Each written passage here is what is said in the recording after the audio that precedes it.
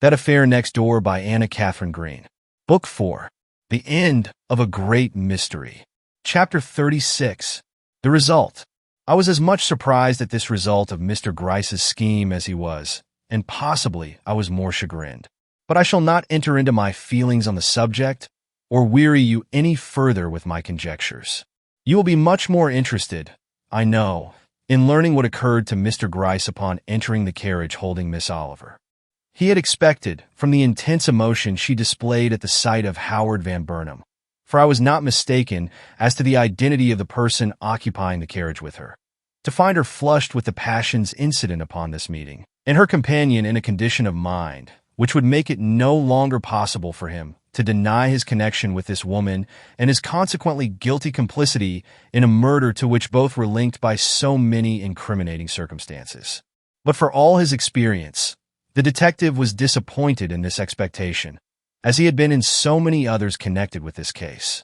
There was nothing in Miss Oliver's attitude to indicate that she had unburdened herself of any of the emotions with which she was so grievously agitated, nor was there on Mr. Van Burnham's part any deeper manifestation of feeling than a slight glow on his cheek, and even that disappeared under the detective's scrutiny, leaving him as composed and imperturbable as he had been in his memorable inquisition before the coroner.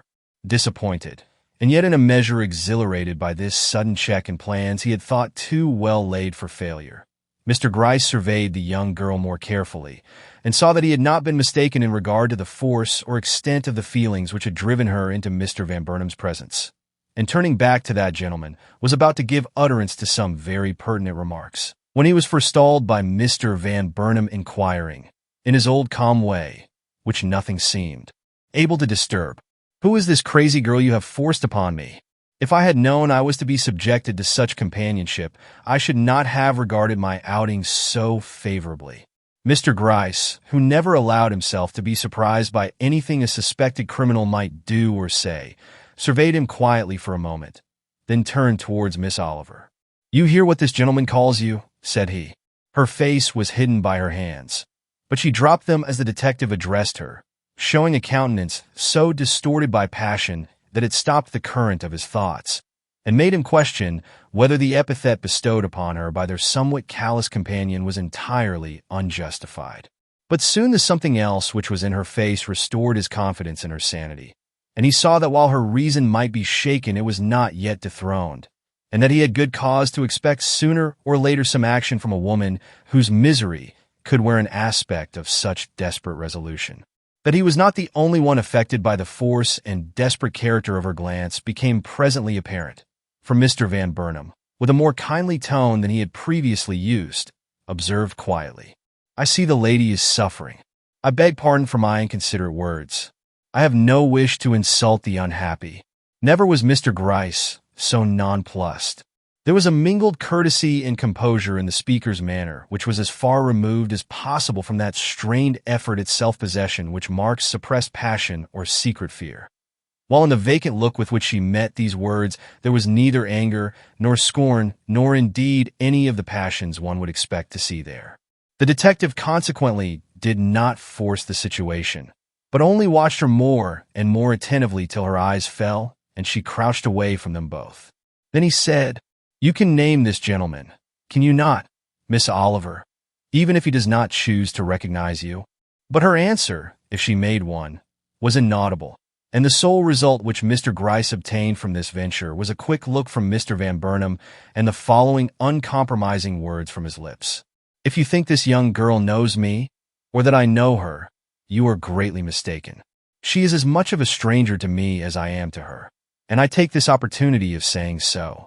I hope my liberty and good name are not to be made dependent upon the word of a miserable waif like this." "Your liberty and your good name will depend upon your innocence," retorted Mr. Gryce, and said no more, feeling himself at a disadvantage before the imperturbability of this man and the silent, non-accusing attitude of this woman, from the shock of whose passions he had anticipated so much and obtained so little. Meantime, they were moving rapidly towards police headquarters, and fearing that the sight of that place might alarm Miss Oliver more than was well for her, he strove again to rouse her by a kindly word or so. But it was useless. She evidently tried to pay attention and follow the words he used, but her thoughts were too busy over the one great subject that engrossed her. "A bad case," murmured Mr. Van Burnham, and with the phrase seemed to dismiss all thought of her. "A bad case," echoed Mr. Gryce, but seeing how fast the look of resolution was replacing her previous aspect of frenzy, one that will do mischief yet to the man who has deceived her. The stopping of the carriage roused her. Looking up, she spoke for the first time. "I want a police officer," she said. Mr. Gryce, with all his assurance restored, leaped to the ground and held out his hand. "I will take you into the presence of one," said he, and she, without a glance at Mr. Van Burnham, whose knee she brushed in passing, leaped to the ground and turned her face towards police headquarters. Chapter 37. 2 weeks. But before she was well in, her countenance changed. "No," said she, "I want to think first. Give me time to think. I dare not say a word without thinking. Truth needs no consideration. If you wish to denounce this man—" Her look said she did.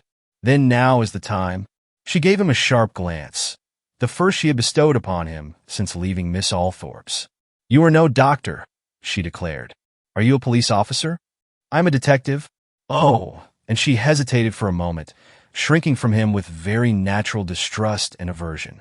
"I have been in the toils then without knowing it. No wonder I am caught. But I am no criminal, sir, and if you are the one most in authority here, I beg the privilege of a few words with you before I am put into confinement." "I will take you before the superintendent," said Mr. Gryce. "But do you wish to go alone? Shall not Mr. Van Burnham accompany you?" "Mr. Van Burnham? Is it not he you wish to denounce?" "I do not wish to denounce anyone today." "What do you wish?" asked Mr. Gryce. "Let me see the man who has power to hold me here, or let me go, and I will tell him." "Very well," said Mr. Gryce, and led her into the presence of the superintendent. She was at this moment quite a different person from what she had been in the carriage. All that was girlish in her aspect or appealing in her bearing had faded away, evidently forever, and left in its place something at once so desperate and so deadly that she seemed not only a woman but one of a very determined and dangerous nature. Her manner, however, was quiet, and it was only in her eye that one could see how near she was to frenzy. She spoke before the superintendent could address her. "Sir," said she, "I have been brought here on account of a fearful crime I was unhappy enough to witness. I myself am innocent of that crime, but, so far as I know, there is no other person living save the guilty man who committed it, who can tell you how or why or by whom it was done. One man has been arrested for it, and another has not. If you will give me 2 weeks of complete freedom, I will point out to you which is the veritable man of blood, and may heaven have mercy on his soul." "She is mad," signified the superintendent in byplay to Mr. Gryce. But the latter shook his head. She was not mad yet.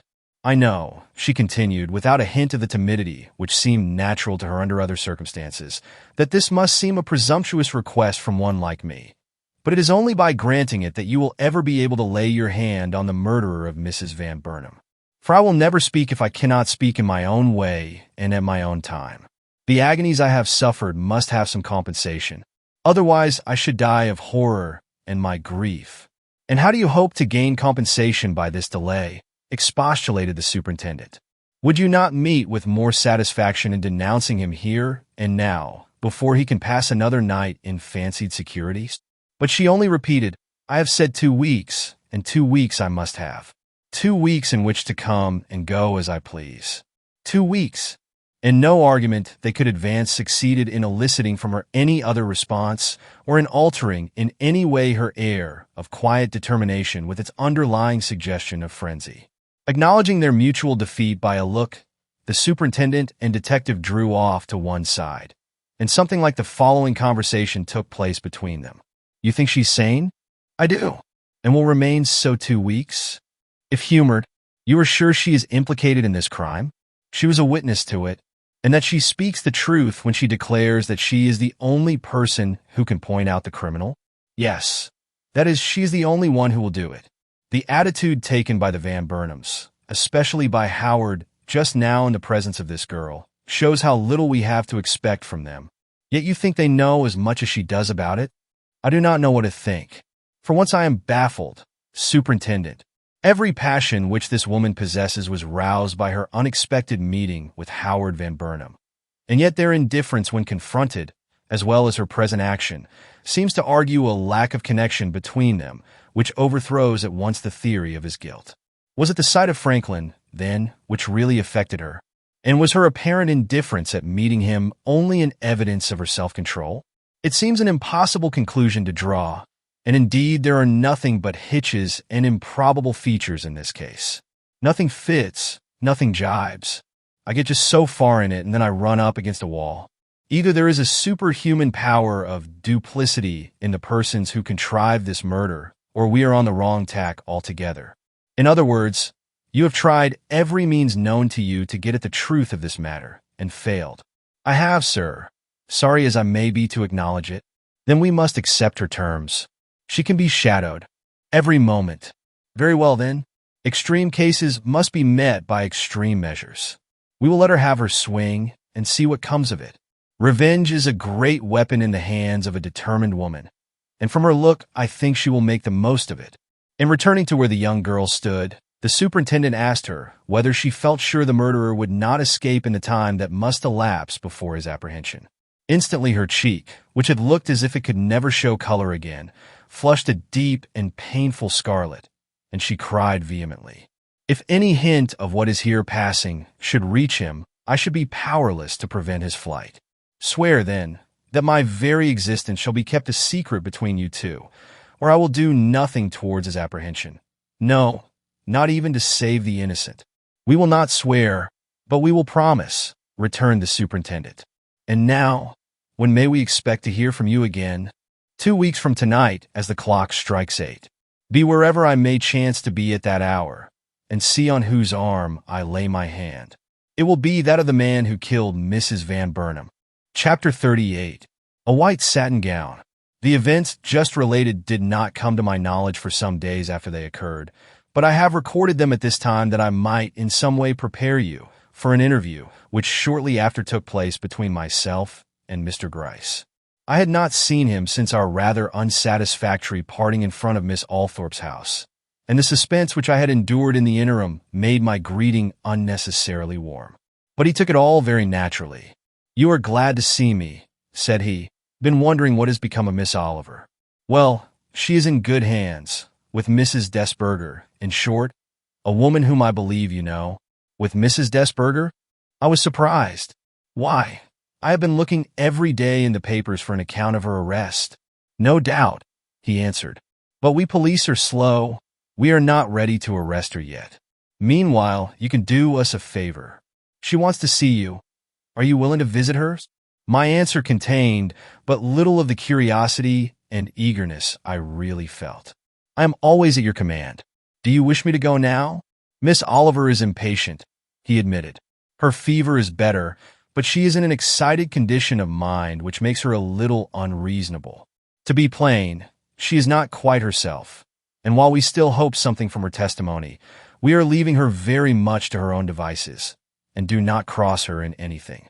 You will therefore listen to what she says, and, if possible, aid her in anything she may undertake, unless it points directly towards self-destruction. My opinion is that she will surprise you. But you are becoming accustomed to surprises, are you not?" "Thanks to you, I am." "Very well. Then, I have but one more suggestion to make. You are working for the police now, madam, and nothing that you see or learn in connection with this girl is to be kept back from us. Am I understood?" "Perfectly. But it is only proper for me to retort that I am not entirely pleased with the part you assign me. Could you not have left thus much to my good sense, and not put it into so many words?" "Ah, madam, the case at present is too serious for risks of that kind. Mr. Van Burnham's reputation, to say nothing of his life, depends upon our knowledge of this girl's secret. Surely you can stretch a point in a matter of so much moment. I have already stretched several, and I can stretch one more, but I hope the girl won't look at me too often with those miserable appealing eyes of hers. They make me feel like a traitor. You will not be troubled by any appeal in them.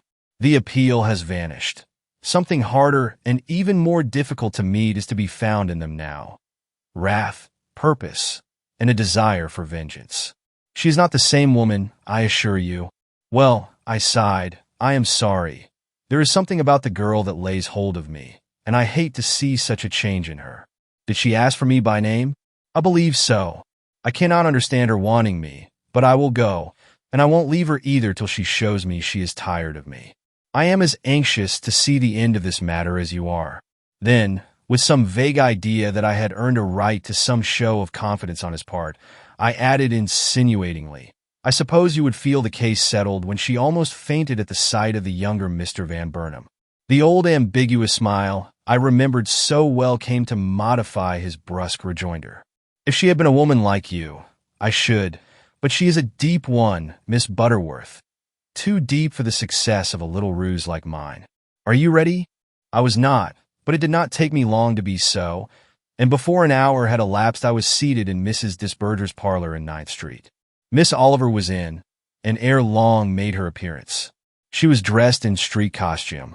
I was prepared for a change in her, and yet the shock I felt when I first saw her face must have been apparent, for she immediately remarked, "You find me quite well, Miss Butterworth.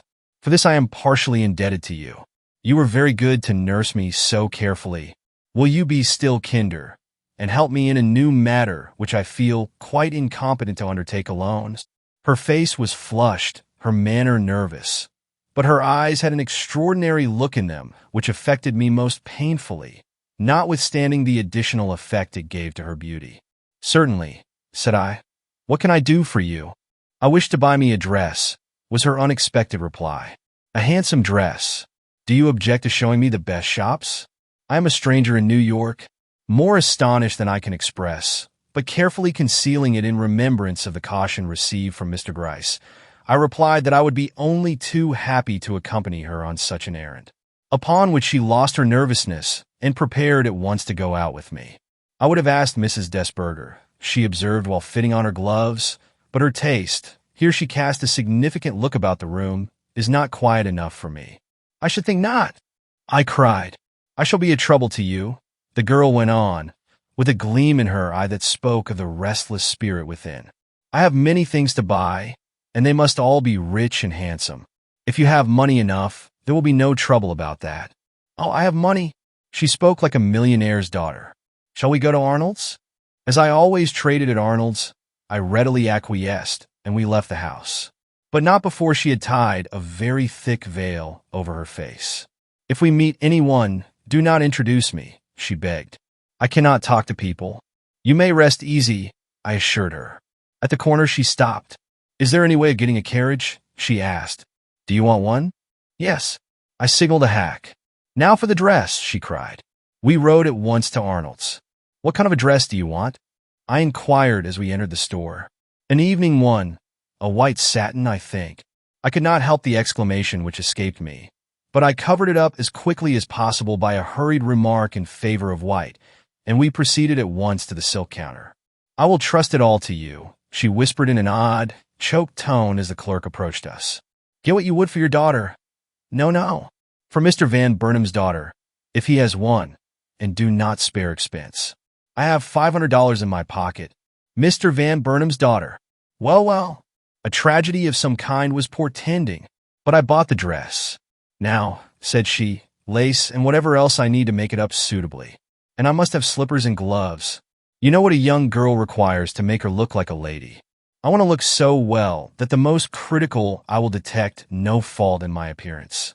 It can be done, can it not, Miss Butterworth? My face and figure will not spoil the effect. Will they?" "No," said I. "You have a good face and a beautiful figure. You ought to look well. Are you going to a ball, my dear?" "I am going to a ball," she answered, but her tone was so strange the people passing us turned to look at her. "Let us have everything sent to the carriage," said she, and went with me from counter to counter with her ready purse in her hand, but not once lifting her veil to look at what was offered us, saying over and over as I sought to consult her in regard to some article, "By the richest, I leave it all to you." Had Mr. Gryce not told me she must be humored, I could never have gone through this ordeal. To see a girl thus expend her hoarded savings on such frivolities was absolutely painful to me, and more than once I was tempted to decline any further participation in such extravagance. But a thought of my obligations to Mr. Gryce restrained me, and I went on spending the poor girl's dollars with more pain to myself than if I had taken them out of my own pocket. Having purchased all the articles we thought necessary, we were turning towards the door when Miss Oliver whispered, "Wait for me in the carriage for just a few minutes. I have one more thing to buy, and I must do it alone." "But," I began. "I will do it, and I will not be followed," she insisted, in a shrill tone that made me jump. And seeing no other way of preventing a scene, I let her leave me, though it cost me an anxious 15 minutes. When she rejoined me, as she did at the expiration of that time, I eyed the bundle she held with decided curiosity, but I could make no guess at its contents. "Now," she cried, as she reseated herself and closed the carriage door, "where shall I find a dressmaker able and willing to make up this satin in 5 days?" I could not tell her, but after some little search we succeeded in finding a woman who engaged to make an elegant costume in the time given her. The first measurements were taken, and we drove back to 9th Street with a lasting memory in my mind of the cold and rigid form of Miss Oliver, standing up in Madame's triangular parlor, submitting to the mechanical touches of the modiste with an outward composure, but with a brooding horror in her eyes that bespoke an inward torment. Chapter 39. The Watchful Eye. As I parted with Miss Oliver on Mrs. Desberger's stoop and did not visit her again in that house, I will introduce the report of a person better situated than myself to observe the girl during the next few days. That the person thus alluded to was a woman in the service of the police is evident, and as such may not meet with your approval, but her words are of interest as witness. Friday p.m. Party went out today in company with an elderly female of respectable appearance. Said elderly female wears puffs and moves with great precision. I say this in case her identification should prove necessary. I had been warned that Miss O would probably go out, and as the man set to watch the front door was on duty, I occupied myself during her absence in making a neat little hole in the partitions between our 2 rooms, so that I should not be obliged to offend my next-door neighbor by too frequent visits to her apartment. This done, I awaited her return, which was delayed till it was almost dark. When she did come in, her arms were full of bundles. These she thrust into a bureau drawer, with the exception of one, which she laid with great care under her pillow. I wondered what this one could be, but could get no inkling from its size or shape. Her manner when she took off her hat was fiercer than before, and a strange smile, which I had not previously observed on her lips, added force to her expression. But it paled after supper time, and she had a restless night. I could hear her walk the floor long after I thought it prudent on my part to retire, and at intervals through the night I was disturbed by her moaning, which was not that of a sick person, but of one very much afflicted in mind. Saturday. Party quiet. Sits most of the time with hands clasped on her knee before the fire, given to quick starts as if suddenly awakened from an absorbing train of thought. A pitiful object, especially when seized by terror, as she is at odd times. No walks, no visitors today. Once I heard her speak some words in a strange language, and once she drew herself up before the mirror in an attitude of so much dignity, I was surprised at the fine appearance she made. The fire of her eyes at this moment was remarkable. I should not be surprised at any move she might make. Sunday. She has been writing today, but when she had filled several pages of letter paper, she suddenly tore them all up and threw them into the fire. Time seems to drag with her, for she goes every few minutes to the window from which a distant church clock is visible, and sighs as she turns away. More writing in the evening and some tears. But the writing was burned as before, and the tears stopped by a laugh that augurs little good to the person who called it up. The package has been taken from under her pillow and put in some place not visible from my spy hole. Monday. Party out again today. Gone some 2 hours or more. When she returned, she sat down before the mirror and began dressing her hair. She has fine hair, and she tried arranging it in several ways. None seemed to satisfy her, and she tore it down again and let it hang till supper time, when she wound it up in its usual simple knot. Mrs. Desberger spent some minutes with her, but their talk was far from confidential and therefore uninteresting. I wish people would speak louder when they talk to themselves. Tuesday. Great restlessness on the part of the young person I am watching. No quiet for her, no quiet for me, yet she accomplishes nothing, and as yet has furnished me no clue to her thoughts. A huge box was brought into the room tonight. It seemed to cause her dread rather than pleasure, for she shrank at sight of it, and has not yet attempted to open it. But her eyes have never left it since it was set down on the floor. It looks like a dressmaker's box, but why such emotion over a gown? Wednesday. This morning she opened the box but did not display its contents. I caught one glimpse of a mass of tissue paper, and then she put the cover on again, and for a good half-hour sat crouching down beside it, shuddering like one in an ague fit. I began to feel there was something deadly in the box. Her eyes wandered towards it so frequently, and with such contradictory looks of dread and savage determination. When she got up, it was to see how many more minutes of the wretched day had passed. Thursday. Party sick, did not try to leave her bed. Breakfast brought up by Mrs. Desberger, who showed her every attention, but could not prevail upon her to eat. Yet she would not let the tray be taken away, and when she was alone again, or thought herself alone, she let her eyes rest so long on the knife lying across her plate that I grew nervous and could hardly restrain myself from rushing into the room. But I remembered my instructions and kept still even when I saw her hand steal towards this possible weapon, though I kept my own on the bell rope which fortunately hung at my side. She looked quite capable of wounding herself with the knife, but after balancing it a moment in her hand, she laid it down again and turned with a low moan to the wall.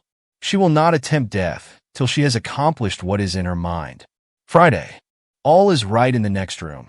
That is, the young lady is up, but there is another change in her appearance since last night. She has grown contemptuous of herself and indulges less in brooding. But her impatience at the slow passage of time continues, and her interest in the box is even greater than before. She does not open it, however, only looks at it and lays her trembling hand now and then on the cover. Saturday.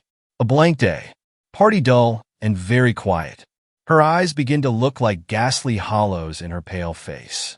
She talks to herself continually, but in a low mechanical way, exceedingly wearing to the listener, especially as no word can be distinguished. Try to see her in her own room today, but she would not admit me. Sunday. I have noticed from the first a Bible lying on one end of her mantel shelf. Today she noticed it also, and impulsively reached out her hand to take it down. But at the first word she read, she gave a low cry and hastily closed the book and put it back. Later, however, she took it again and read several chapters. The result was a softening in her manner, but she went to bed as flushed and determined as ever. Monday. She has walked the floor all day. She has seen no one, and seems scarcely able to contain her impatience. She cannot stand this long. Tuesday. My surprises began in the morning. As soon as her room had been put in order, Miss O locked the door and began to open her bundles. First she unrolled a pair of white silk stockings, which she carefully, but without any show of interest, laid on the bed. Then she opened a package containing gloves. They were white also, and evidently of the finest quality. Then a lace handkerchief was brought to light, slippers, an evening fan, and a pair of fancy pins. And lastly, she opened the mysterious box and took out a dress so rich in quality and of such simple elegance, it almost took my breath away. It was white and made of the heaviest satin, and it looked as much out of place in that shabby room as its owner did in the moments of exaltation of which I have spoken. Though her face was flushed when she lifted out the gown, it became pale again when she saw it lying across her bed. Indeed, a look of passionate abhorrence characterized her features as she contemplated it, and her hands went up before her eyes, and she reeled back, uttering the first words I have been able to distinguish since I have been on duty.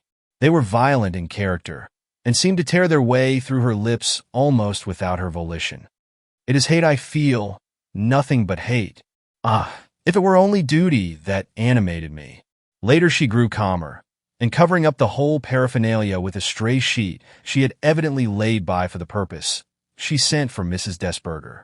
When that lady came in, she met her with a wan, but by no means dubious smile, and ignoring with quiet dignity the very evident curiosity with which that good woman surveyed the bed, she said appealingly, "You have been so kind to me, Mrs. Desberger, that I am going to tell you a secret.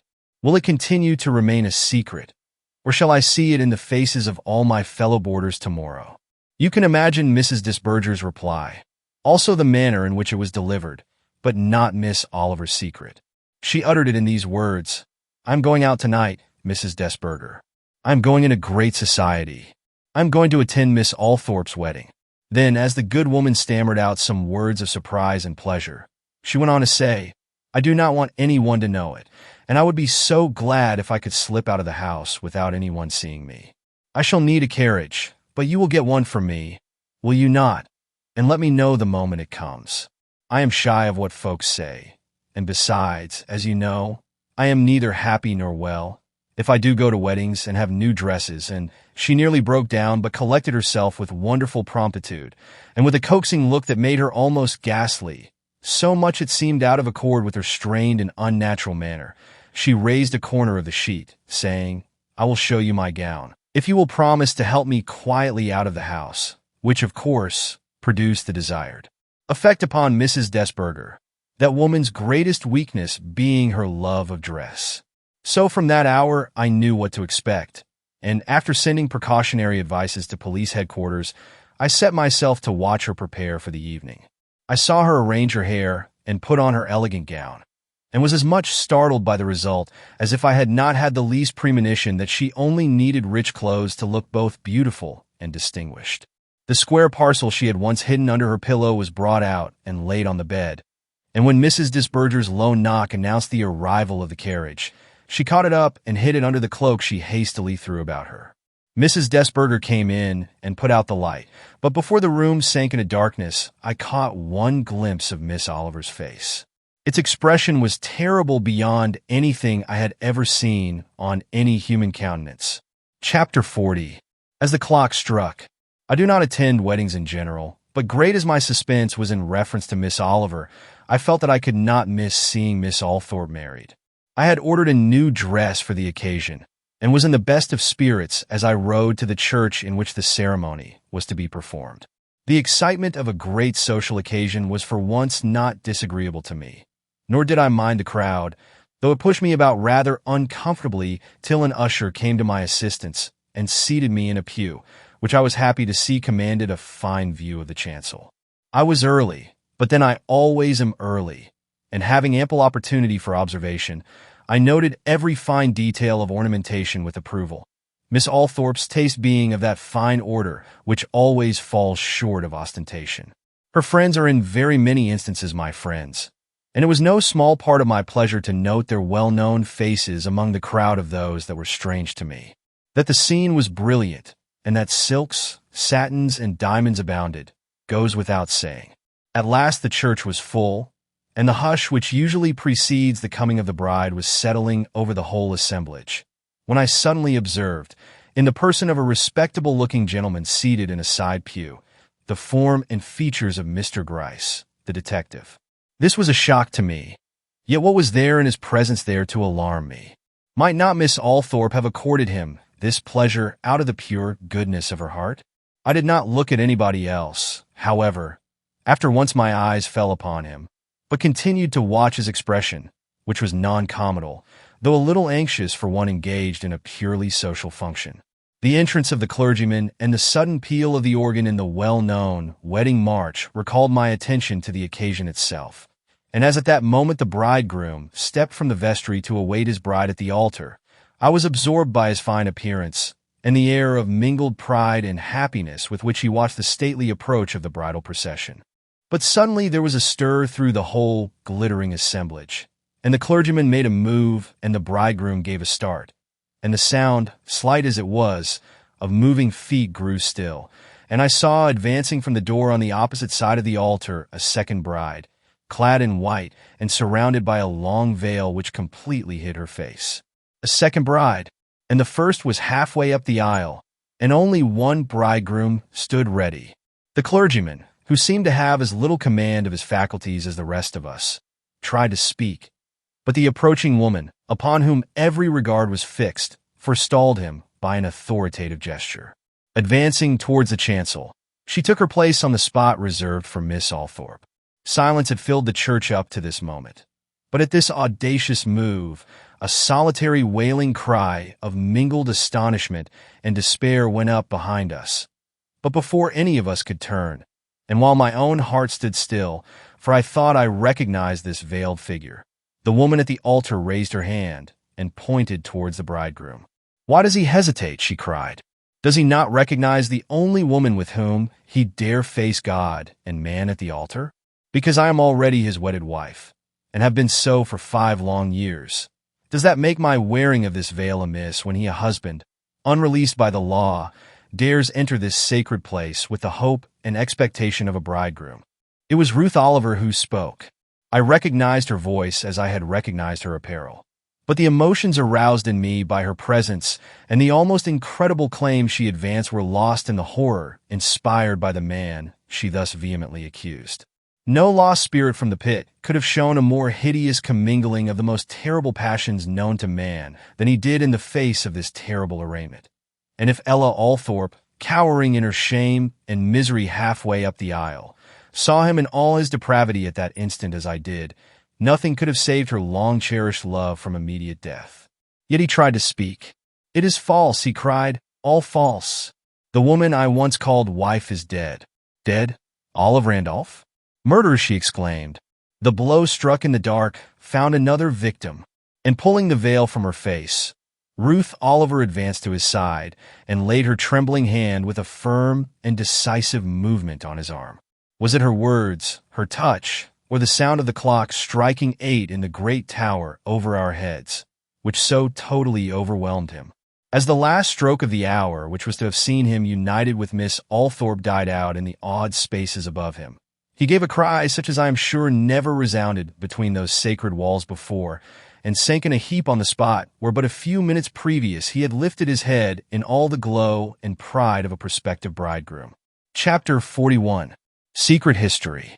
It was hours before I found myself able to realize that the scene I had just witnessed had a deeper and much more dreadful significance than appeared to the general eye, and that Ruth Oliver, in her desperate interruption of these treacherous nuptials, had not only made good her prior claim to Randolph Stone as her husband, but had pointed him out to all the world as the villainous author of that crime which for so long a time had occupied my own and the public's attention.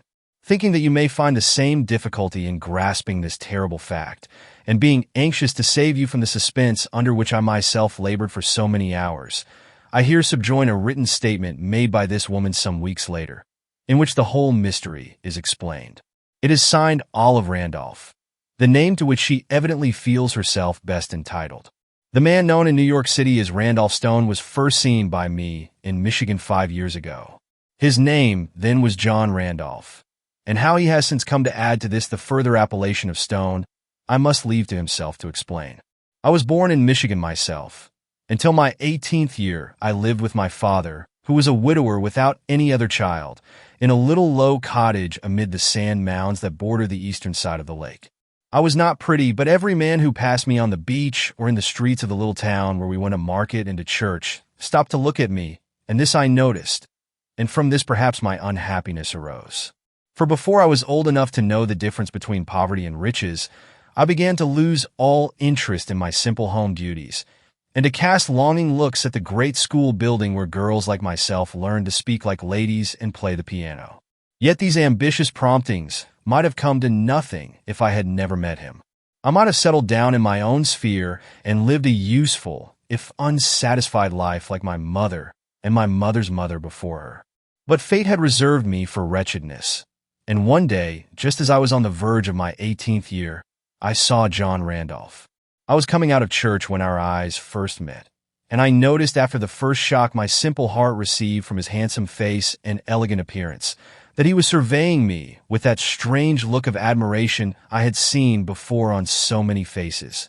And the joy this gave me, and the certainty which came with it of my seeing him again, made that moment quite unlike any other in my whole life, and was the beginning of that passion which has undone me, ruined him, and brought death and sorrow to many others of more worth than either of us. He was not a resident of the town, but a passing visitor, and his intention had been, as he has since told me, to leave the place on the following day. But the dart which had pierced my breast had not glanced entirely aside from his, and he remained, as he declared, to see what there was in this little country girl's face to make it so unforgettable. We met first on the beach and afterwards under the strip of pines which separate our cottage from the sand mounds. And though I have no reason to believe he came to these interviews with any honest purpose or deep sincerity of feeling, it is certain he exerted all his powers to make them memorable to me, and that in doing so, he awoke some of the fire in his own breast which he took such wicked pleasure in arousing in mine. In fact, he soon showed that this was so, for I could take no step from the house without encountering him. And the one indelible impression remaining to me from those days is the expression his face wore as, one sunny afternoon, he laid my hand on his arm and drew me away to have a look at the lake booming on the beach below us. There was no love in it as I understand love now, but the passion which informed it almost amounted to intoxication. And if such a passion can be understood between a man already cultivated and a girl who hardly knew how to read, it may in a measure account for what followed. My father, who was no fool, and who saw the selfish quality in this attractive lover of mine, was alarmed by our growing intimacy. Taking an opportunity, when we were both in a more sensible mood than common, he put the case before Mr. Randolph in a very decided way. He told him that either he must marry me at once or quit seeing me altogether. No delay was to be considered and no compromise allowed. As my father was a man with whom no one ever disputed, John Randolph prepared to leave the town, declaring that he could marry no one at that stage of his career. But before he could carry out his intention, the old intoxication returned, and he came back in a fever of love and impatience to marry me. Had I been older or more experienced in the ways of the world, I would have known that such passion as this evinced was short-lived, that there is no witchery in a smile lasting enough to make men like him forget the lack of those social graces to which they are accustomed. But I was mad with happiness, and was unconscious of any cloud lowering upon our future till the day of our first separation came, when an event occurred which showed me what I might expect if I could not speedily raise myself to his level. We were out walking, and we met a lady who had known Mr. Randolph elsewhere. She was well-dressed, which I was not, though I had not realized it till I saw how attractive she looked in quiet colors, and with only a simple ribbon on her hat.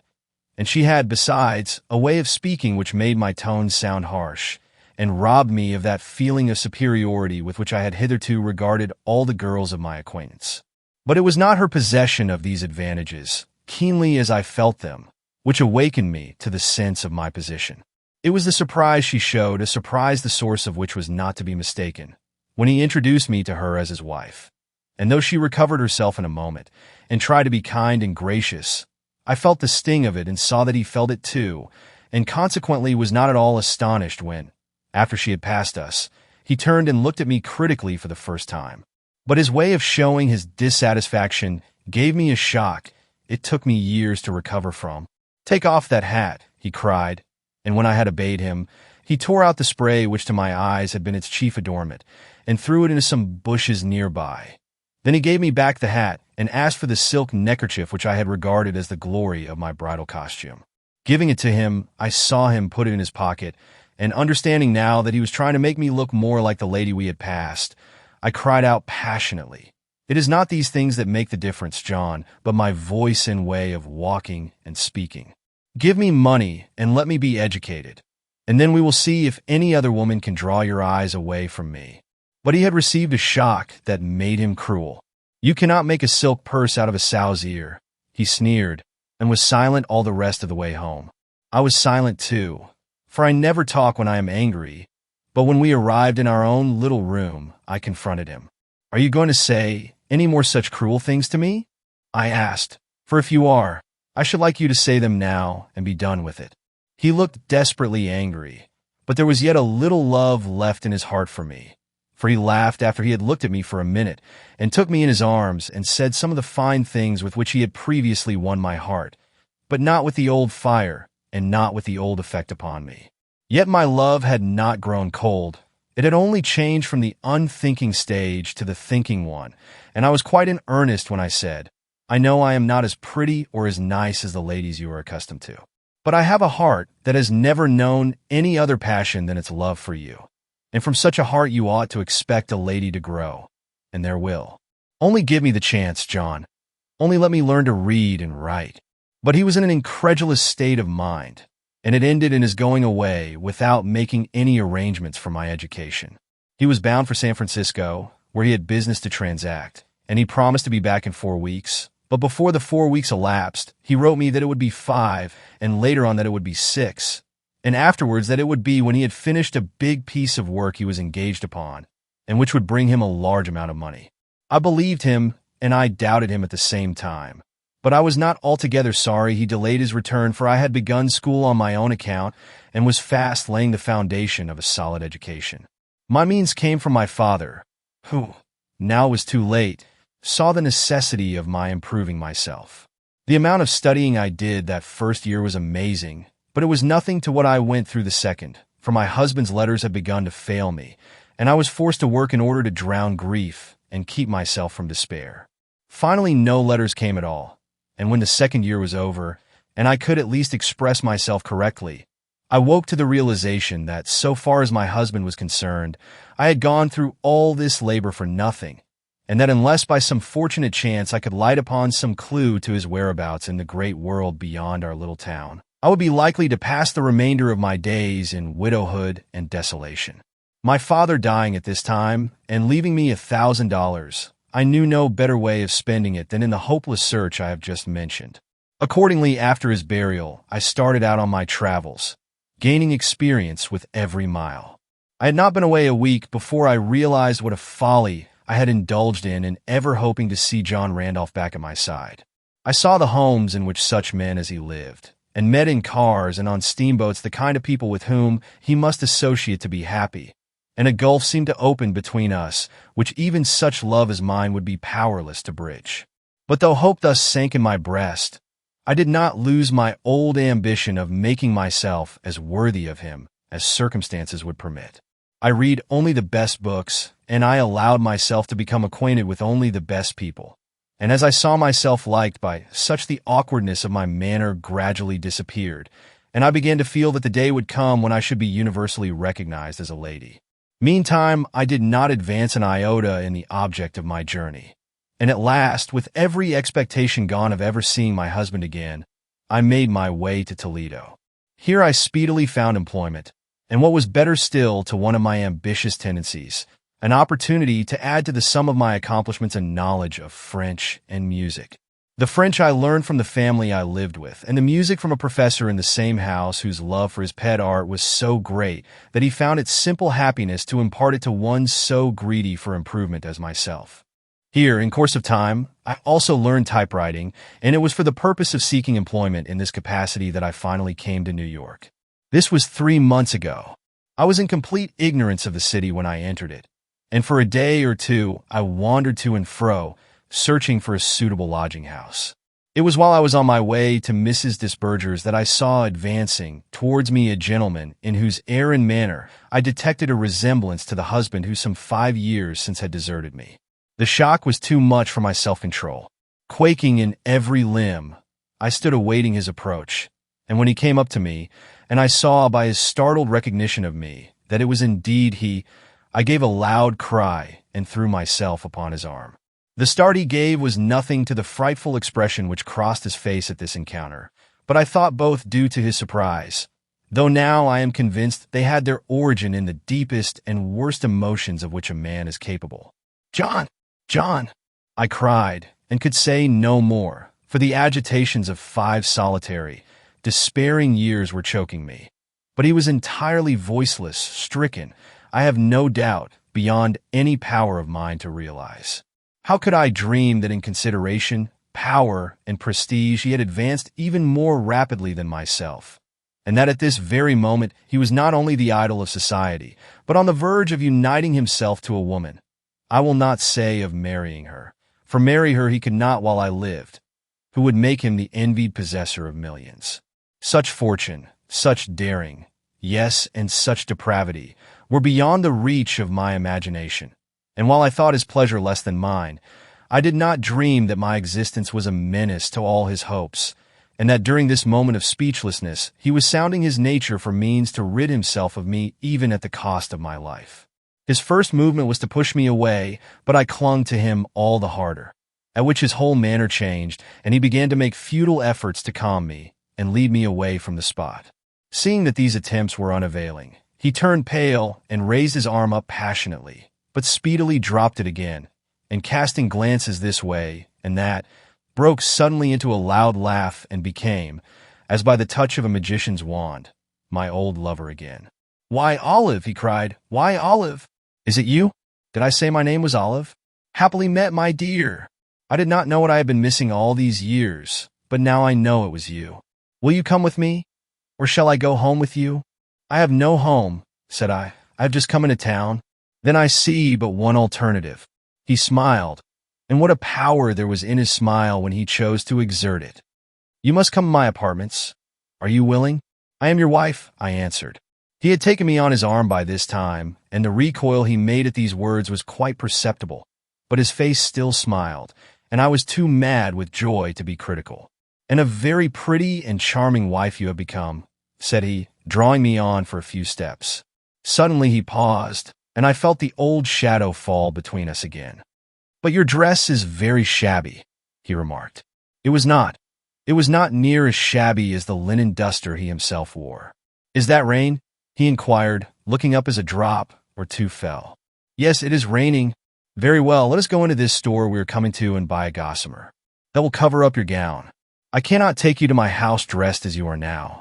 Surprised, for I had thought my dress very neat and ladylike, but never dreaming of questioning his taste any more than in the old days in Michigan, I went with him into the shop he had pointed out and bought me a gossamer, for which he paid. When he had helped me to put it on and had tied my veil well over my face, he seemed more at his ease and gave me his arm quite cheerfully. "Now," said he, "you look well, but how about the time when you will have to take the gossamer off? I tell you what it is, my dear. You will have to refit yourself entirely before I shall be satisfied." And again I saw him cast about him that furtive and inquiring look which would have awakened more surprise in me than it did had I known that we were in a part of the city where he ran but little chance of meeting anyone he knew. "This old duster I have on," he suddenly laughed, "is a very appropriate companion to your gossamer." And though I did not agree with him, for my clothes were new, and as old and shabby, I laughed also and never dreamed of evil. As this garment which so disfigured him that morning has been the occasion of much false speculation on the part of those whose business it was to inquire into the crime with which it is in a most unhappy way connected, I may as well explain here and now why so fastidious a gentleman as Randolph Stone came to wear it. The gentleman called Howard Van Burnham was not the only person who visited the Van Burnham offices on the morning preceding the murder. Randolph Stone was there also, but he did not see the brothers, for finding them closeted together, he decided not to interrupt them.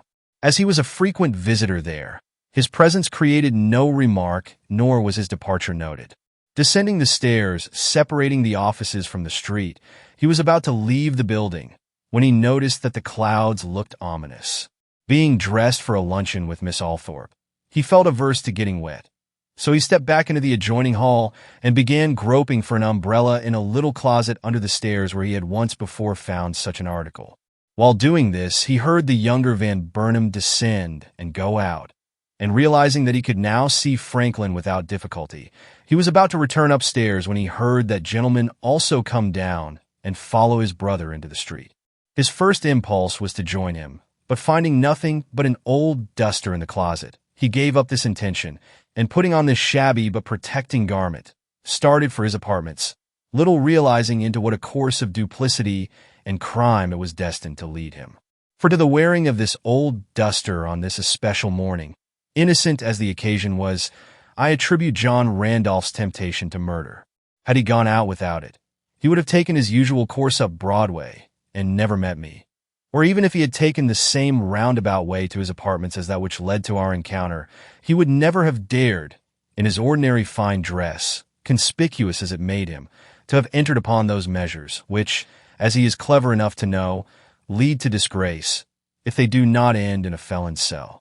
It was John Randolph, then, or Randolph Stone, as he is pleased to call himself in New York, and not Franklin Van Burnham, who had doubtless proceeded in another direction, who came up to where Howard had stood, saw the keys he had dropped, and put them in his own pocket. It was as innocent an action as the donning of the duster, and yet it was fraught with the worst consequences to himself and others.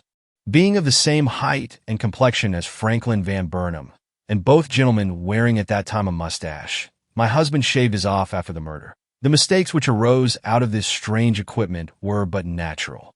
Seen from the rear or in the semi-darkness of a hotel office, they might look alike, though to me, or to anyone studying them well, their faces are really very different. But to return, leading me through streets of which I knew nothing, he presently stopped before the entrance of a large hotel. "I tell you what, Olive," said he, "we had better go in here, take a room, and send for such things as you require to make you look like a lady." As I had no objection to anything which kept me at his side, I told him that whatever suited him suited me, and followed him quite eagerly into the office. I did not know then that this hotel was a second-rate one, not having had experience with the best, but if I had, I should not have wondered at his choice, for there was nothing in his appearance, as I have already intimated, or in his manners up to this point, to lead me to think he was one of the city's great swells, and that it was only in such an unfashionable house as this he would be likely to pass unrecognized.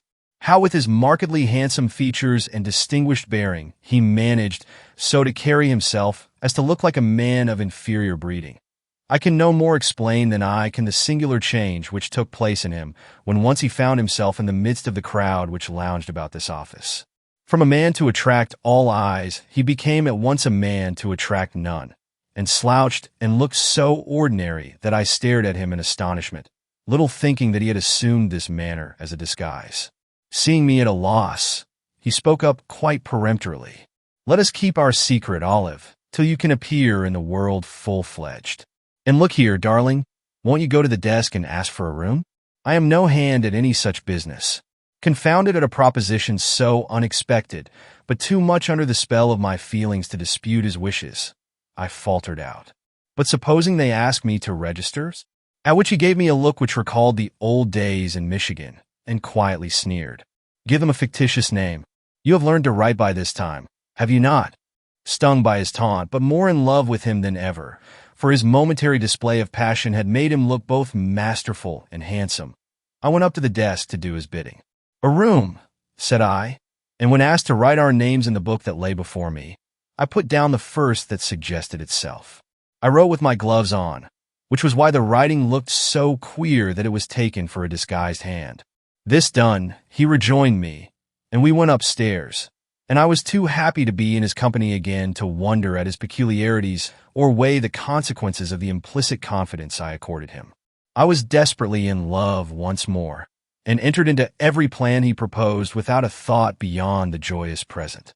He was so handsome without his hat, and when after some short delay he threw aside the duster, I felt myself for the first time in my life in the presence of a finished gentleman. Then his manner was so changed. He was so like his oldest and best self, so dangerously like what he was in those long vanished hours under the pines in my sand-swept home on the shores of Lake Michigan, that he faltered at times and sank into strange spells of silence, which had something in them that made my breath come fitfully, did not awaken my apprehension or rouse in me more than a passing curiosity.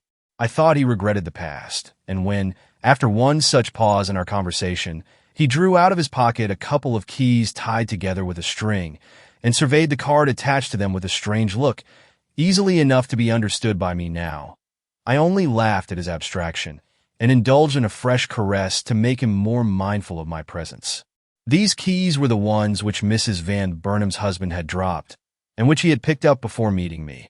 And after he had put them back into his pocket, he became more talkative than before, and more systematically lover-like. I think he had not seen his way clearly till this moment, the dark and dreadful way which was to end, as he supposed, in my death. But I feared nothing, suspected nothing. Such deep and desperate wickedness as he was planning was beyond the wildest flight of my imagination. When he insisted upon sending for a complete set of clothing for me, and when at his dictation I wrote a list of the articles I wanted, I thought he was influenced by his wish as my husband to see me dressed in articles of his own buying. That it was all a plot to rob me of my identity could not strike such a mind as mine. And when the packages came and were received by him in the sly way already known to the public, I saw nothing in his caution but a playful display of mystery that was to end in my romantic establishment in a home of love and luxury. or rather it is thus that I account for my conduct now. And yet the precaution I took not to change the shoes in which my money was hidden may argue that I was not without some underlying doubt of his complete sincerity. But if so, I hid it from myself, and, as I have every reason to believe, from him also, doubtless excusing my action to myself by considering that I would be none the worse off for a few dollars of my own, even if he was my husband, and had promised me no end of pleasure and comfort. That he did intend to make me happy, he had assured me more than once. Indeed, before we had been long in this hotel room, he informed me that great experiences lay before me, that he had prospered much in the last 5 years, and had now a house of his own to offer me, and a large circle of friends to make our life in it agreeable. "We will go to our house tonight," said he. "I have not been living in it lately, and you may find it a little uncomfortable, but we will remedy that tomorrow. Anything is better than staying here under a false name, and I cannot take you to my bachelor apartment." I had doubted some of his previous statements, but this one I implicitly believed. Why should not so elegant a man have a house of his own? And if he had told me it was built of marble and hung with Florentine tapestries, I should still have credited it all. I was in fairyland, and he was my knight of romance. Even when he again hung his head in leaving the hotel and looked at once so ordinary and uninteresting. The ruse he made use of to cut off all connection between ourselves and the Mr. and Mrs. James Pope who had registered at the Hotel D was accepted by me with the same lack of suspicion. That he should wish to carry no remembrance of our old life into our new home I thought a delightful piece of folly, and when he proposed that we should bequeath my gossamer and his own disfiguring duster to the coachman, in whose hack we were then riding, I laughed gleefully and helped him fold them up and place them under the cushions, though I did wonder why he cut a piece out of the neck of the former, and pouted with the happy freedom of a self-confident woman when he said, "It is the first thing I ever bought for you, and I am just foolish enough to wish to preserve this much of it for a keepsake. Do you object, my dear?" As I was conscious of cherishing a similar folly in his regard, and could have pressed even that old duster of his to my heart, I offered him a kiss and said no, and he put the scrap away in his pocket. That it was the portion on which was stamped the name of the firm from which it was bought did not occur to me. When the coach stopped, he urged me away on foot in a direction entirely strange to me, saying we would take another hack as soon as we had disposed of the bundles we were carrying. How he intended to do this, I did not know, but presently he drew me towards a Chinese laundry, where he bade me leave one of them as washing, and the other he dropped before the opening of a sewer as we stepped up a neighboring curbstone. And still I did not suspect. Our ride to Gramercy Park was short, but during it he had time to put a bill in my hand and tell me I was to pay the driver. He had also time to secure the weapon upon which he had probably had his eye fixed from the first. His manner of doing this I can never forgive, for it was a lover's manner, and as such intended to deceive and cajole me. Drawing my head down on his shoulder, he drew off my veil, saying that it was the only article left of my own buying, and that we would leave it behind us in this coach as we had left the gossamer in the other. "Only I will make sure that no other woman ever wears it," he laughed, slitting it up and down with his knife. When this was done, he kissed me, and then while my heart was tender and the warm tears stood in my eyes, he drew out the pin from my hat, meeting my remonstrances with the assurance that he hated to see my head covered, and that no hat was as pretty as my own brown hair. As this was nonsense, and as the coach was beginning to stop, I shook my head at him and put my hat on again, but he had dropped the pin, or so he said, and I had to alight without it. When I had paid the driver and the coach had driven off, I had a chance to look up at the house before which we had stopped. Its height and imposing appearance daunted me in spite of the great expectations I had formed, and I ran up the stoop after him in a condition of mingled awe and wild delight that was the poorest preparation possible for what lay before me in the dark interior we were entering. He was fumbling nervously in the keyhole with his key, and I heard a whispered oath escape him. But presently the door fell back, and we stepped into what looked to me like a cavern of darkness. "Do not be frightened," he admonished me. "I will strike a light in a moment." And after carefully closing the street door behind us, he stretched out his hand to take mine, or so I judge, for I heard him whisper impatiently, "Where are you?" I was on the threshold of the parlor, to which I had groped my way while he was closing the front door, so I whispered back, "Here." but found voice for nothing further. For at that instant I heard a sound proceeding from the depths of darkness in front of me, and was so struck with terror that I fell back against the staircase, just as he passed me and entered the room from which that stealthy noise had issued. "Darling," he whispered, "darling," and went stumbling on in the void of darkness before me, till suddenly by some power I cannot explain, I seemed to see, faintly but distinctly, and as if with my mind's eye rather than with my bodily one, I perceived the shadowy form of a woman standing in the space before him, and beheld him suddenly grasp her with what he meant to be a loving cry, but which to my ears at that moment sounded strangely ferocious, and after holding her a moment suddenly release her, at which she uttered one low, curdling moan and sank at his feet.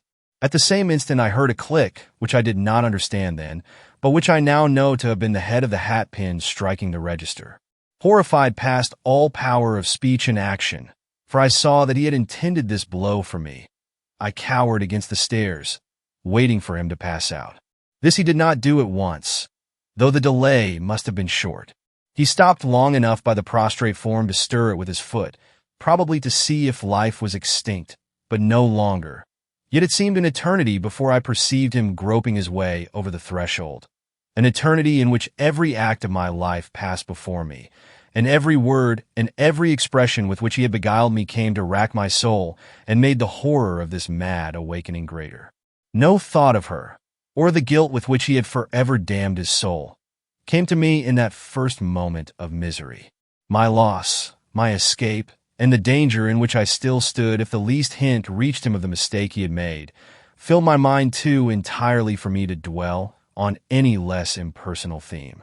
His words, for he muttered several in that short passage out, showed me in what a fool's paradise I had been reveling, and how certainly I had turned his every thought towards murder when I seized him in the street and proclaimed myself his wife.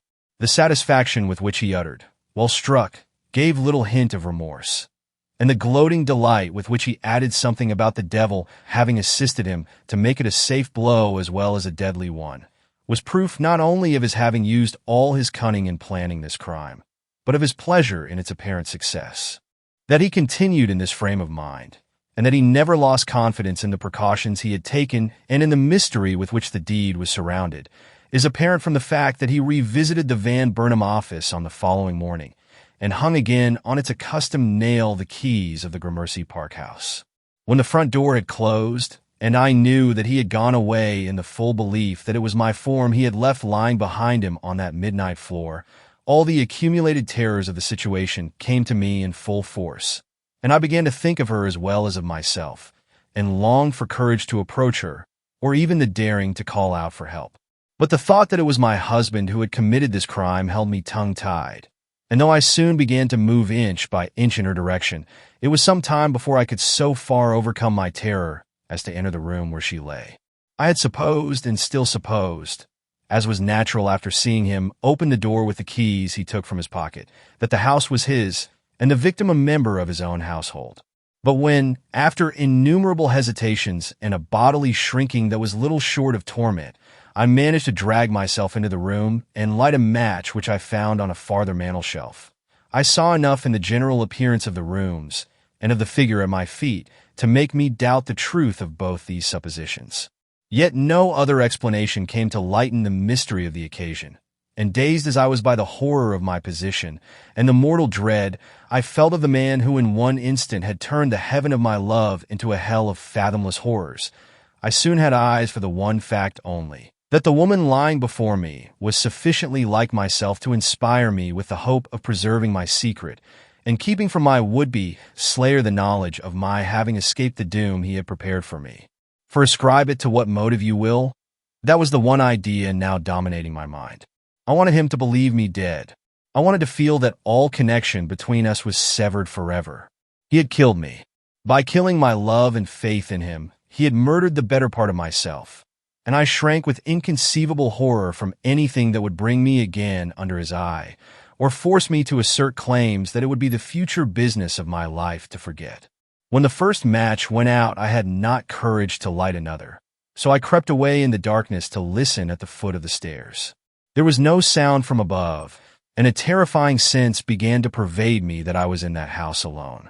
Yet there was safety in the thought and opportunity for what I was planning, and finally, under the stress of the purpose that was every moment developing within me, I went softly upstairs and listened at all the doors till I was certain that the house was unoccupied. Then I came down and walked resolutely back into the parlor, for I knew if I allowed any time to pass, I could never again summon up strength to cross its grisly threshold. Yet I did nothing for hours but crouch in one of its dismal corners, waiting for morning. That I did not go mad in that awful interval is a wonder. I must have been near it more than once. I have been asked, and Miss Butterworth has been asked, how in the light of what we now know concerning this poor victim's presence there, we account for her being in the darkness and showing so little terror at our entrance and Mr. Stone's approach. I account for it in this way. 2 half-burned matches were found in the parlor grate. One I flung there. The other had probably been used by her to light the dining room gas. If this was still lighted when we drove up, as it may have been, then, alarmed by the sound of the stopping coach, she had put it out, with a vague idea of hiding herself till she knew whether it was the old gentleman who was coming or only her suspicious and unreasonable husband. If it was not lighted then, she was probably aroused from a sleep on the parlor sofa, and was for the moment too dazed to cry out or resent an embrace she had not time to understand before she succumbed to the cruel stab that killed her. Miss Butterworth, however, thinks that the poor creature took the intruder for Franklin till she heard my voice, when she probably became so amazed that she was in a measure paralyzed and found it impossible to move or cry out. As Miss Butterworth is a woman of great discretion, I should think her explanation the truest, if I did not consider her a little prejudiced against Mrs. Van Burnham. But to return to myself. With the first glimmer of light that came through the closed shutters I rose and began my dreadful task. Upheld by a purpose as relentless as that which drove the author of this horror into murder, I stripped the body and put upon it my own clothing, with the one exception of the shoes. Then, when I had redressed myself in hers, I steadied up my heart and with one wild pull dragged down the cabinet upon her, so that her face might lose its traits and her identification become impossible. How I had strength to do this, and how I could contemplate the result without shrieking, I cannot now imagine. Perhaps I was hardly human at this crisis. Perhaps something of the demon which had informed him in his awful work had entered into my breast, making this thing possible. I only know that I did what I have said and did it calmly. More than that I had mind and judgment left to give to my own appearance. Observing that the dress I had put on was of a conspicuous plaid, I exchanged the skirt portion with the brown silk petticoat under it, and when I observed that it hung below the other, as of course it would, I went through the house till I came upon some pins with which I pinned it up out of sight. Thus equipped, I was still a person to attract attention, especially as I had no hat to put on, my own having fallen from my head and been covered by the dead woman's body, which nothing would induce me to move again. But I had confidence in my own powers to escape question, toned up as I was in every nerve by the dreadfulness of my situation, and as soon as I was in decent shape for flight, I opened the front door and prepared to slip out. But here the intense dread I felt of my husband, a dread which had actuated all my movements and sustained me in as harrowing a task as ever woman performed, seized me with renewed force, and I quailed at the prospect of entering the streets alone. Supposing he should be on the stoop? Supposing he should be in an opposite window even? Could I encounter him again and live? He was not far away, or so I felt. A murderer, it is said, cannot help haunting the scene of his crime. And if he should see me alive and well, what might I not expect from his astonishment and alarm? I did not dare go out, but neither did I dare remain. So after quaking for a good 5 minutes on the threshold, I made one wild dash through the door. There was no one in sight, and I reached Broadway before I ran across man or woman. Even then I got by without anyone speaking to me, and, favored by Providence, found a nook at the end of an alleyway, where I remained undiscovered till it was late enough in the morning for me to enter a shop and buy a hat. The rest of my movements are known. I found my way to Mrs. Disberger's, this time without interruption, and from that place sought and found a situation with Miss Althorpe. That her fate was in any way connected with mine, or that the Randolph Stone she was engaged to marry was the John Randolph from whose clutches I had just escaped, was, of course, unsuspected by me, and incredible as it may seem, continued to be unsuspected as long as I remained in the house. There was reason for this. My duties were such as I could well attend to in my own room, and feeling a horror of the world and everything in it, I kept my room as much as possible and never went out of it when I knew that he was in the house. The very thought of love awakened intolerable emotions in me, and much as I admired and revered Miss Althorpe, I could not bring myself to meet or even talk of the man to whom she was in expectation of being so soon united. There was another thing of which I was ignorant, and that was the circumstances which had invested with so much interest the crime of which I had been witness. I did not know that the victim had been recognized, or that an innocent man had been arrested for her murder.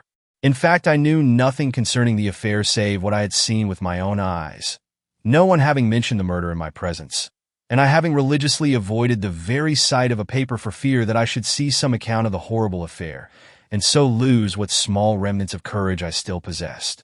This apathy concerning a matter so important to myself, or rather this almost frenzied determination to cut myself loose from my dreadful past, may seem strange and unnatural. But it will seem stranger yet when I say that for all these efforts I was haunted night and day by one small fact connected with this past, which made forgetfulness impossible. I had taken the rings from the hands of the dead woman as I had taken away her clothes, and the possession of these valuables, probably because they represented so much money, weighed on my conscience and made me feel like a thief. The purse which I found in a pocket of the skirt I had put on was a trouble to me, but the rings were a source of constant terror and disturbance. I hid them finally in a ball of yarn I was using, but even then I experienced but little peace, for they were not mine, and I lacked the courage to avow it or seek out the person to whom they now rightfully belonged.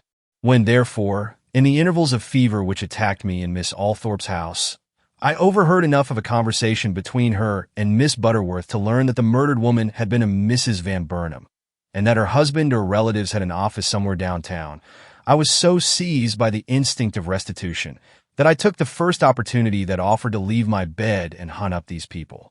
That I would injure them in any way by secretly restoring these jewels, I never dreamed. Indeed, I did not exercise my mind at all on the subject, but only followed the instincts of my delirium. And while to all appearance I showed all the cunning of an insane person in the pursuit of my purpose, I fail to remember now how I found my way to Duane Street, or by what suggestion of my diseased brain I was induced to slip these rings upon the hook attached to Mr. Van Burnham's desk. Probably the mere utterance of this well-known name into the ears of the passers-by was enough to obtain for me such directions as I needed. But however that may be, the result was misapprehension, and the complications which followed serious. Of the emotion caused in me by the unaccountable discovery of my connection with this crime, I need not speak.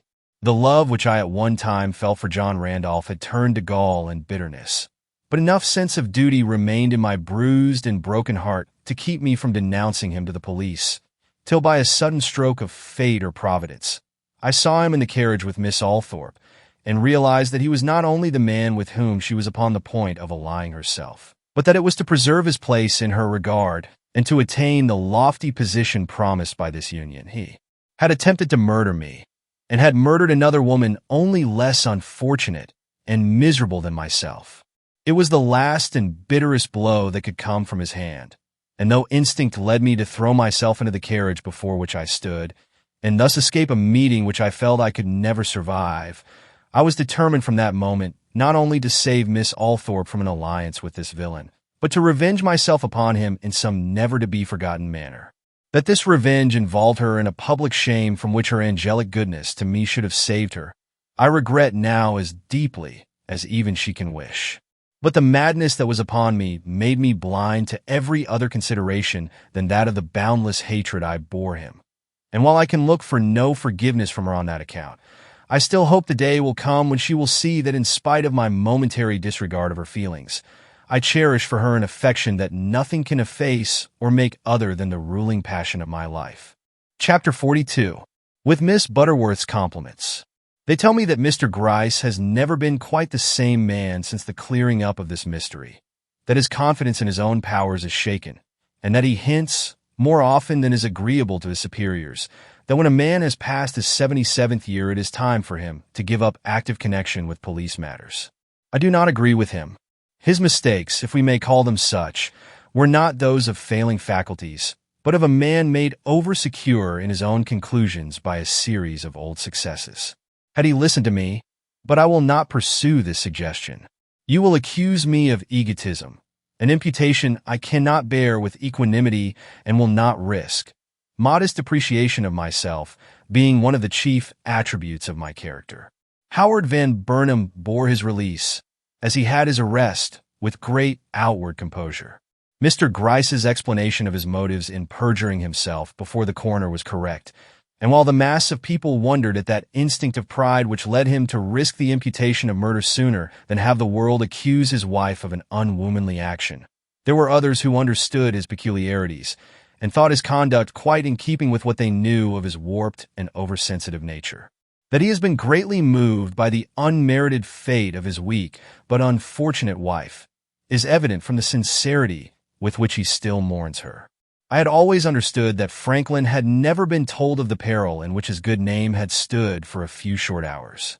But since a certain confidential conversation which took place between us one evening, I have come to the conclusion that the police were not so reticent as they made themselves out to be.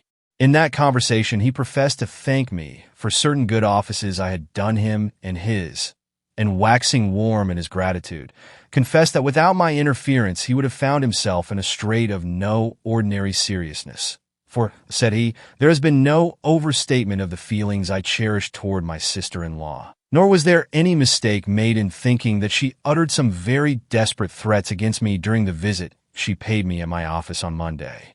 But I never thought of ridding myself of her in any way. I only thought of keeping her and my brother apart till I could escape the country. When therefore he came into the office on Tuesday morning for the keys of our father's house, I felt such a dread of the two meeting there that I left immediately after my brother for the place where she had told me she would await a final message from me.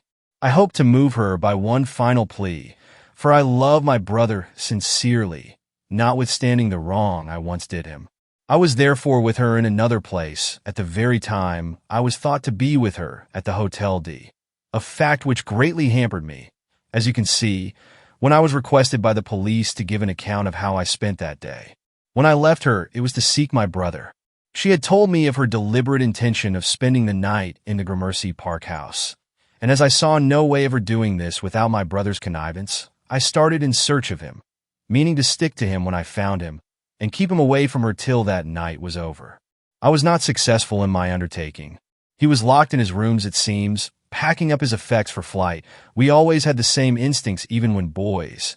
And receiving no answer to my knock, I hastened away to Gramercy Park to keep a watch over the house against my brother coming there. This was early in the evening, and for hours afterwards I wandered like a restless spirit in and out of those streets, meeting no one I knew, not even my brother, though he was wandering about in very much the same manner and with very much the same apprehensions. The duplicity of the woman became very evident to me the next morning. In my last interview with her, she had shown no relenting in her purpose towards me, but when I entered my office after this restless night in the streets, I found lying on my desk her little handbag, which had been sent down from Mrs. Parker's. And it was the letter, just as you divined, Miss Butterworth. I had hardly got over the shock of this most unexpected good fortune when the news came that a woman had been found dead in my father's house. What was I to think? That it was she, of course, and that my brother had been the man to let her in there. Miss Butterworth, this is how he ended. I make no demands upon you, as I have made no demands upon the police, to keep the secret contained in that letter from my much-abused brother. Or, rather, it is too late now to keep it, for I have told him all there was to tell, myself, and he has seen fit to overlook my fault, and to regard me with even more affection than he did before this dreadful tragedy came to harrow up our lives. Do you wonder I like Franklin Van Burnham? The Misses Van Burnham call upon me regularly, and when they say, dear old thing, now, they mean it. Of Miss Althorpe I cannot trust myself to speak. She was and is the finest woman I know, and when the great shadow now hanging over her has lost some of its impenetrability, she will be a useful one again, or I do not rightly read the patient smile which makes her face so beautiful in its sadness. Olive Randolph has, at my request, taken up her abode in my house. The charm which she seems to have exerted over others she has exerted over me, and I doubt if I shall ever wish to part with her again. In return, she gives me an affection which I am now getting old enough to appreciate. Her feeling for me and her gratitude to Miss Althorpe are the only treasures left her out of the wreck of her life, and it shall be my business to make them lasting ones. The fate of Randolph Stone is too well known for me to enlarge upon it. But before I bid farewell to his name, I must say that after that curt confession of his, yes, I did it, in the way and for the motive she alleged, I have often tried to imagine the contradictory feelings with which he must have listened to the facts as they came out at the inquest, and convinced, as he had every reason to be, that the victim was his wife, heard his friend Howard not only accept her for his, but insist that he was the man who accompanied her to that house of death.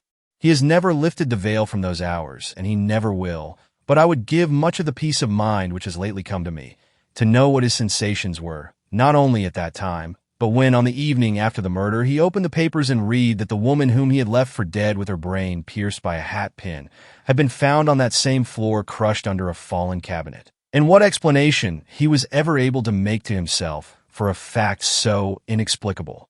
If you enjoyed this video, please like, share, and subscribe to my channel for more timeless classics. Your support helps me create and share more stories with you. Thank you.